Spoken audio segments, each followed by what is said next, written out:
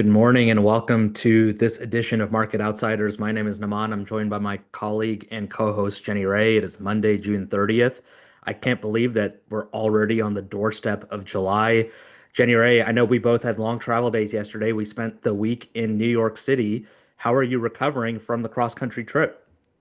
Milan, I think that going forwards and going backwards to the West Coast are both impossible, but I would always rather go backwards because going forwards usually involves a red eye or a completely missed day. Going backwards is like a time travel, right? Because I left at 5 and I landed on the West Coast at 9 and I was in the plane for what felt like 19 hours. And so it's kind of like crossing the international date line where one way you miss an entire day, like there's that day in history is just gone to you, and the other way you live it twice, right? So it's kind of one of those funky things. Look, a lot of people would say that there are challenges in living in California right now. That's absolutely true. But when you wake up to snow-covered mountains, a beautiful lake, and sunshine, I'm not mad about it. And honestly, my hair is happier today because I'm not in the humidity of New York City. So I don't know if you have the same problems or the same vibes because you went from humid to more humid. But how was your trip back to Austin? It was uneventful, which is about as much as I can hope for these days when it comes to air travel, especially out of the New York area. So, It's so true.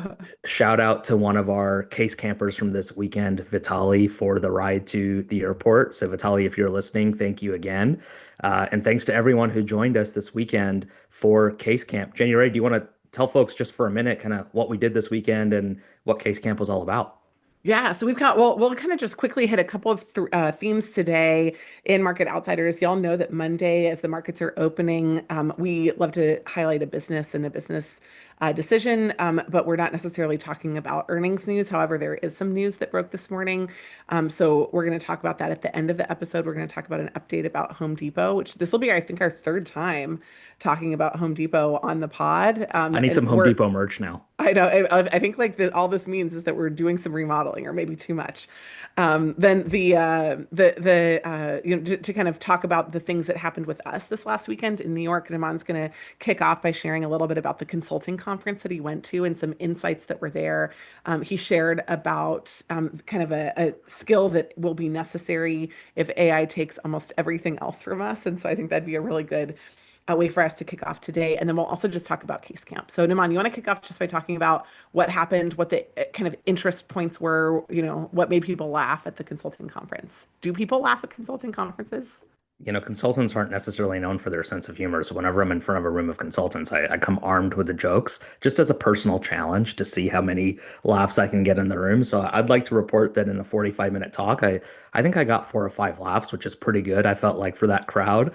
I was in a room full of about 100 mid to senior level consultants. These guys were brought together by Consulting Magazine. And this was an awards dinner for some of the top consultants in the industry. And I had the privilege and the opportunity to share a little bit about how the art of storytelling is really going to be the skill of note of the 21st century. And when you think about consultants specifically, you think about, brokers of trust. You think about advisors whose sole purpose is to serve their clients, and you cannot serve your clients if they don't trust you. And the way that you build trust is through not just sharing facts and information, but sharing stories that resonate with your stakeholder set. And so, I talked and reminded those folks that if data and facts were all it took to drive decision making, doctors would never smoke. And so human beings need more than just data. They need more than just facts to make what we would term the right decision or the optimal decision. They need to first understand that they have a problem. They need to feel the pain enough to want to fix the problem. And then they need to believe a story that you're telling them that you have the solution that will alleviate that pain. And so we walked through, a seminal consulting framework, which is a pyramidal story approach. And we talked through, okay, how do you set context early on with a group of stakeholders to where they understand what the problem is?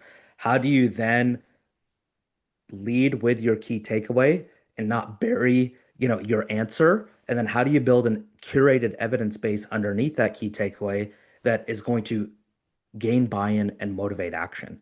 And so we unpacked those themes for 45 minutes and really emphasized that in a rapidly changing world, in a rapidly kind of digitizing world, that what cannot be automated away, what cannot be outsourced is the trust that you have with your clients and with your stakeholders. And that's true whether you're a consultant or not. If you're working internally at JP Morgan, like what you cannot have like an internal proprietary model do for you is build trust. What you cannot have it do for you is share the perspective that you bring to the table and you bring to the room. So if all you're doing is kind of regurgitating what Excel is telling you or what an AI model is telling you, then there's no additional value that you're adding to any interaction. And so we talked about how, that's the role that a McDonald's cashier plays in that environment. They just tell you, hey, this is how much your meal is going to cost. Hey, they just tell you the ice cream machine's broken. And that's why that job can be automated away by a kiosk. And so, kind of your job is not just to share information, but it's to help your stakeholders apply that information to their context so that they can actually make better and faster decisions. So, we kicked off the weekend talking to a room full of 100 senior consultants about that. We got into some of the nitty-gritty around how you build slides and deliverables that adhere to those kinds of principles. I was with a big pharma company before that doing something similar. And so this isn't just a consulting skill. To me, it's just a professional skill now for the 21st century. And I'll pop a description excuse me, I'll pop a link in the description underneath this video. So if folks want to learn more about our teaching and want to learn more about some of the frameworks that we found to be just seminal to our own professional development, you can do that. Namaan, I just want to highlight what you said about McDonald's. I've obviously taught this kind of a similar structure with you, and I feel like you always get a laugh when at the McDonald's line. I don't know if that was one of your laughs when you're like, walk up to a McDonald's cashier and ask them what's good here. And literally like you get a blank stare. And I think like my idea of that would be like if you are delivering information only in any environment right now, you are at top risk of being automated away. AI will take your job. If that is the only thing that you are doing is like passing information from point A to point B, that's it. But if you're adding perspective, I would say probably more importantly, if you're adding priority, the whole Hmm. concept behind the question of like what's good here, right? We went to a restaurant on Saturday night in Manhattan, and I felt like our waiter did like a B job, but could have done an A job. Because if like we were like, hey, like what's good here? And the answer was everything. That's not helpful, actually. And so, what the real question should have been are like, tell me two of the favorite things that you've ever had anywhere, and I will tell you what you want to have inside the meal. That idea of like customized, invitational relationship is what is differentiating services businesses right now. And I think about the legal industry. I'm like, man, like the legal industry is, I think, at the largest risk of getting automated away because you can house expertise and information inside this. So the legal people that will survive are advisors, right? Hmm. I think the same thing about accounting. Like you're going to be able to do your taxes with AI this year or next year if you haven't already been able to do it. The people who are going to differentiate in that space are the ones who are advising. So like this advisory skill to me is differential in this world. I'm also glad you were able to make them laugh. I have to point out one other thing too. Are you standing up right now? I am. Okay, because I feel like we had that kind of cool revelation. You want to talk about it this weekend about how you like portray something different when you sit and when you stand. Can you just talk about that a little bit? Because I think, especially for those of us that work in a Zoom environment or think about how to connect with our audiences, can you just talk about how you're different in those two settings? Because I think it's really interesting. Yeah. So for me, I am much more higher energy, first of all, when I'm in person, and then second of all, when I'm standing. So it's Monday morning. It's been a long week, and I'm like, okay, I need to try every trick in the book to like ensure that like my brain is moving.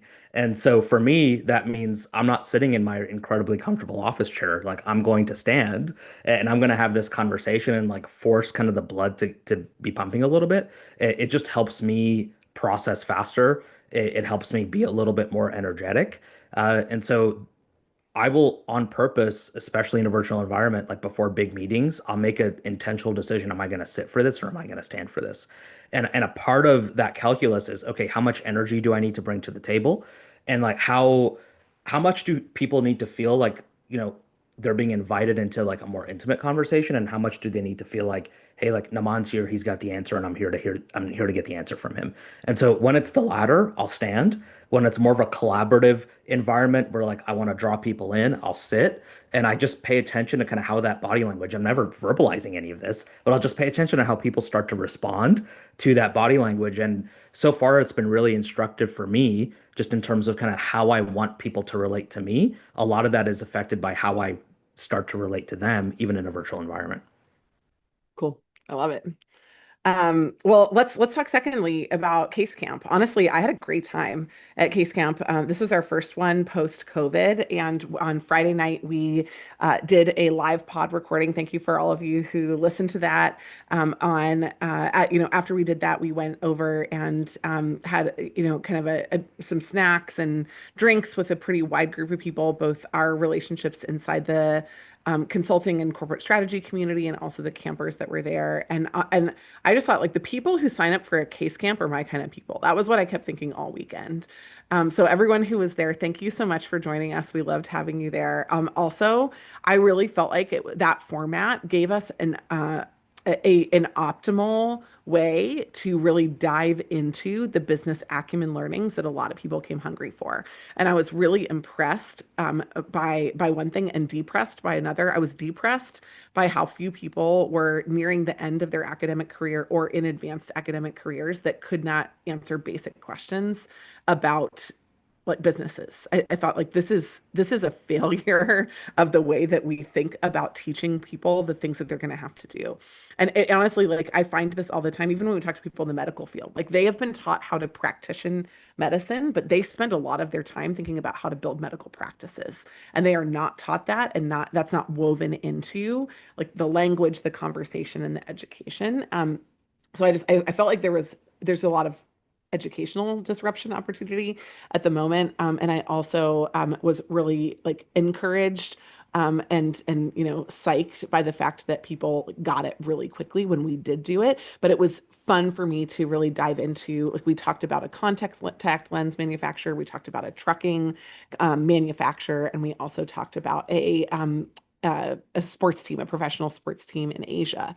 And between the three of those, we were really like kind of like mentally integrating our brains, right? It was left brain, right brain, and everything in between to talk through the issues. So impressed by the people, really impressed by the conversations. And also, like, I just want to encourage all of you that are here with us. Thank you for coming. I think that what you build here really matters, and it's hard to get it other ways. So we're glad that you're here with us. Anything else you want to tag on to that about Case Camp? Well, really, just that business acumen is simpler than you think, and it takes longer to build than you think. So it's simpler than you think in this way. It starts by understanding how a company makes money and what it costs to generate that revenue. And if you can't answer those two fundamental questions, well, you're not ready to have a more advanced or a deeper conversation. And so if you can answer those questions, well, you're ahead of 80% of the Gen Pop right there. And so it's simpler than you think to get started, and you never arrive. And so we're learning every day. It's one of the reasons we're doing this podcast. And so we're glad that you're along the journey with us. Uh, the more you stick with it, the more you dig into businesses, the more you walk into a restaurant and think, I wonder how these guys make money. I wonder why they made that decision. I wonder why the menu's this big. Um, the more you just get into that frame of mind, the easier it becomes to then apply that same problem-solving framework across industries and across businesses. And so just wanted to reinforce what you said. Stunning. Last thing I just want to say about that is that we will be in a number of cities this year, not doing case camps. Actually, that was our last one that was open this year, but we will do meetups, and they'll just be 1 hour, we call them power hours. And so stay tuned on our site for registration opportunities for those. They usually sell out within 24 hours. They're free, but you have to have a ticket to come. And so we would super duper love to meet you at some city in the future. If you're not sure if we're coming to your city, invite us. And we'd love to come and sit down with a number of people that are there. But we're having a lot of fun doing those. We also are doing case camps on campuses that are private. So if you're at a university and you have a consulting club, these are the kinds of things that employers want to sponsor because they want you ready with this information by the time you walk onto the job. And so we can help you build a program to sponsor it on your campus, to host us there. And so if anybody's listening and wants to have more information about doing that, we would love to have that we have a 2.5 day weekend version and a 5 day weekday version that we can do for you. So if that's something that you're interested in, please reach out. Naman, last thing I want to do on our third Home Depot day. I'm not even wearing orange. Well, I guess I kind of am light orange today. But are you good if I share the article that I was just kind of messaged you about this morning? Because we talk, as y'all know, about different businesses on this podcast to try to get a sense of like why businesses make decisions. So, Naman, this one I think is actually really counterintuitive. So I'm wondering if you have a hot take on it. We gave you, it was, I think about 10 days ago now, an update that Home Depot was had just entered what was largely considered to be a bidding war for GMS. And GMS is a part of Home Depot's business that they really only began to build about a year ago with a very large $18 billion acquisition of a building products distributor. And so they bought SRS Distribution, which is now an entire unit inside Home Depot. And now SRS Distribution, it broke today, is buying GMS. Now, why is this interesting? Because in the initial conversation that we had, we were talking about the fact that there was another bidder, an activist investor. His name is Brad Jacobs. One of my favorite things is that they never talk about Brad Jacobs' company. They always call him billionaire Brad Jacobs. Like if you walk into a restaurant and everybody's not like Brad Jacobs, but billionaire Brad Jacobs, that's not a bad day. But anyhow, what is interesting about this to me, Naman, that I want to highlight for you, and I'd love to get your insight, is GMS shares were up more than 11% and hit a 52-week high after this news. However, Home Depot is buying them for $4.3 billion. Why is this interesting? Because Brad Jacobs offered $5 billion in cash. And I would almost guarantee that the Home Depot offer is not a cash offer. I would guess that it's probably some blend of cash and stock. And so I would just love to know, like, if you're the board of GMS, why do you take the Home Depot offer that is lower? I know why Home Depot would offer more, but this is a little bit counterintuitive, right? And so why would you take the lower Home Depot offer instead of the Brad Jacobs offer in this situation? Two reasons. Number one, I'd rather work with Home Depot than Brad Jacobs. So if I'm the board or from the management team of GMS, I'm thinking who do I want to partner with long term, especially if one of the assets that's being acquired is actually the leadership team. So if part of the offer is, look, we're going to acquire you, but we want you to stay on for a period of time to see the transition through, then a calculus for me becomes in that acquisition process, well, who would I rather work with for the next 18 or 24 months as this transition is happening? And it's probably not the guy who's threatening a hostile takeover of the board. So I think that's reason number one. And then reason number two is I see like higher potential future value in the Home Depot stock that I'm getting than I do in just the all cash offer that Brad Jacobs entity is making. So I leave a little bit of cash on the table today, thinking that, look, with GMS and with everything else that Home Depot has going on, I would actually rather have some cash today and then future stock considerations because the eventual value of this transaction will be higher than $4.3 billion. So it's $4.3 billion in today's money. But how much do I think that I can help appreciate the Home Depot stock in the next 18 to 24 months? I'm thinking if I'm the board or the management team that this is going to end up being more than a $5 billion payday in the long run, which is my thinking as to why they take the Home Depot's offer. And I think this goes back to something we were talking about at the beginning of the podcast, January, which is the importance of storytelling. Home Depot told a better story than QXO. Hey, we're going to give you less upfront, but this is what the payoff's going to be eventually, and this is why you'd rather work with us than work with the other guys. And so QXO could have gotten a deal done. Home Depot got the deal done, got the deal right? done. And there's a Yep. difference, right? Like people say that money talks, but it's not the only thing that talks. And so It's not. it's not. So if it was just money, then this becomes a really easy decision. We'll take the 5 billion today and cash out and we're done. But credit to Home Depot or credit to whoever the banking partners are they're working with, it wasn't just putting an attractive enough offer together. It was the narrative behind the offer that got them to win out. And that's exactly what we were talking about earlier today. It's just, look, the Excel model spits out what you think the enterprise value is of GMS, right? The Excel model spits out and says, look, okay, this is the ceiling as to what our offer should be. But unless there's a narrative behind it in a competitive bidding situation, even if you're the highest offer, you're not guaranteed to win. And so, credit to Home Depot for putting the story together, and then credit also to GMS for, I think, having the guts to take the lower offer. And we'll see if shareholders approve it. But like you said, it's counterintuitive on its face. And now they're going to have to tell a story to their shareholders to see if they can get this deal approved. But that's my take on why you're seeing the lower offer accepted. Last thing I just want to say here is that we taught this weekend that if you have two buyers, a financial buyer, which QXO is actually like a little bit of a mixture because Jacobs is a financial buyer, but QXO is an operating business, right? And it is a building products business. It's not as big as the division SRS distribution that Home Depot has. So they are different. But usually what happens is that those bids are different based on what they see the value is to them. And so you would imagine that with a bigger baseline business, Home Depot actually would have been willing to pay more. More. What I think the why I wanted to bring this back up today, and it wasn't just an asterisk that we popped in a link in the chat, was that I feel like it's very interesting when they are willing to pay less, especially because the last time we also covered the institutional buyers. This isn't like the guy who's built the company for the last 40 years who's trying to make this decision. This is like BlackRock, right? Like these are businesses that are savvy investors and they're not looking at this third piece of the environment. Like it is still a purely financial decision, but you can purely financially get to a different number based on, like you said, the duration of this investment expectation, not how long they're planning to hold it, but how big you're expecting it to get and when. So if it's expected to get bigger and you have some aligned incentive in order to get there more quickly,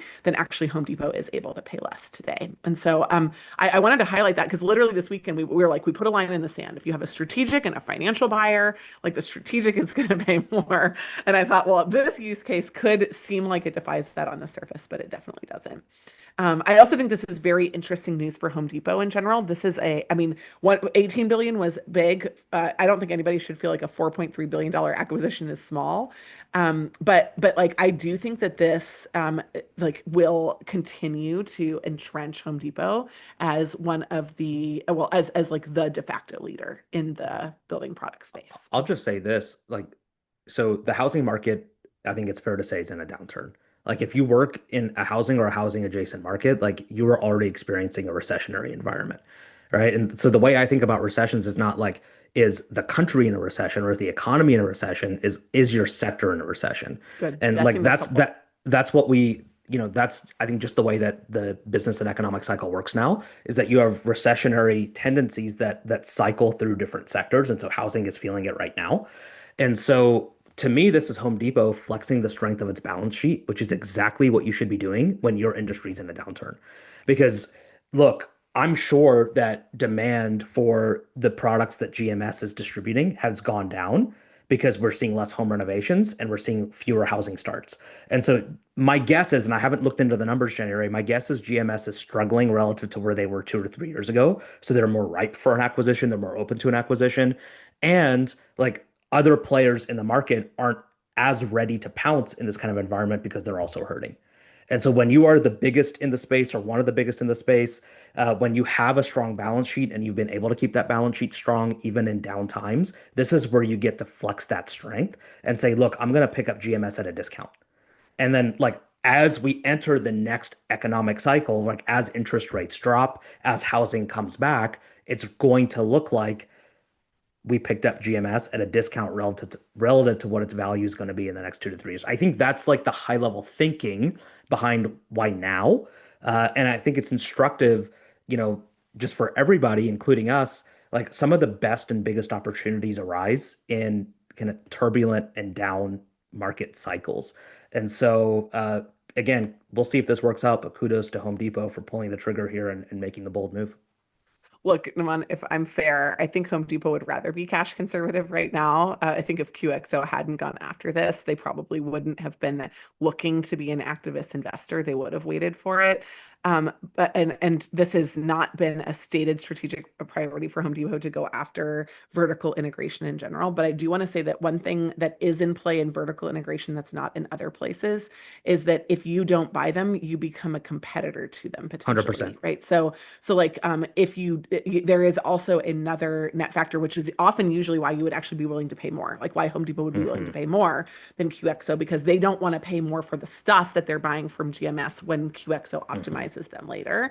And in a vertical integration situation, I don't know what percentage of the market GMS But was. but to me, now's the time to pursue that vertical integration, not when the housing market's white hot. Totally. I'm just not Hmm. sure. Like, I think that just like what you said earlier with the storytelling, like if all decisions were rational, like we wouldn't have doctors that smoke. If all decisions were rational, we would buy these companies when it makes sense for us. But often, like it takes a bidding war Your to hand is highlight forced. a pocket of Hmm. opportunity that is not on your strategic playbook. So what this says is that Home Depot didn't say it was not strategically aligned. I'm just saying it also sometimes we give mastermind perspective to people when it's actually more situational on the ground. And so that doesn't mean that they bought it when they shouldn't have. Although I have seen that happen. It usually just means that they bought it at a time that they weren't originally planning to. I think the big picture strategy has always been more contractors and less exposure to people like you and I, who would be doing our own Yeah. home renovations. And so I think this does align with the big picture strategy, but I'm sure that it was motivating to have another bidder in the process and some time pressure to act now. Agreed. And you see this, right? Focus on selling to professionals is well timed. Like you mentioned, it's actually there though that sector is not as soft as the like DIY sector, DIY. right? Yeah. Yeah. And so it's so shoring up that sector, knowing that they want to build that kind of cyclical change, I think is and more cyclical smoothing is really kind of what they're going after overall. Well, we've rattled on for a little bit this morning, so happy Monday to everyone. Thank you so much for joining us. Thank you to everyone who was with us in New York, whether it was for lunch or pastries, judging case competitions, coming and meeting with students. Thank you to everyone who joined Naman's talk. In New York. We just love being with you, and we're looking forward to more of that in person. But until then, we'll be here on the podcast, and any of your great ideas are the exact ones that we cover on future pods. So feel free to send us.